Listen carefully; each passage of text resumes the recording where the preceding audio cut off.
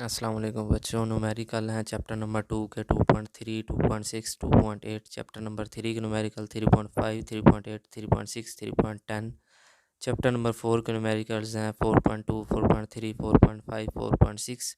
Chapter number 6 के numerical 6.3, 6.6, 6.7 और 6.9।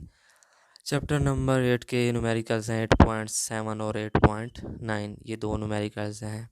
ये तकरीबन 3 और 2 5 चैप्टर्स के न्यूमेरिकल्स हैं और फिर इनकी एग्जांपल्स हैं। चैप्टर नंबर 2 में जो एग्जांपल्स आपने करनी है वो 2.5 और 2.10 करनी है। चैप्टर नंबर 3 में जो एग्जांपल्स आपने करनी है 3.3, 3.6, 3.8 करनी है। चैप्टर नंबर 4 के अंदर जो एग्जांपल्स आपने करनी है 4.2 और 4.3। चैप्टर नंबर 6 में 6.2, 6.5 और 6.7।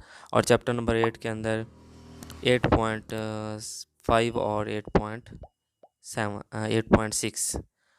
अब हम चैप्टर नंबर 7, इधर मैंने लिखा नहीं है उसका भी बता देता हूँ। चैप्टर नंबर 7 के अंदर आपने 7.4 वाला न्यूमेरिकल करना है जो एक्सरसाइज के अंदर है। 7.4 7.4 और एग्जांपल्स जो हैं चैप्टर नंबर 7 की वो 7.1 मतलब 7.1, 7.3 और 7.4।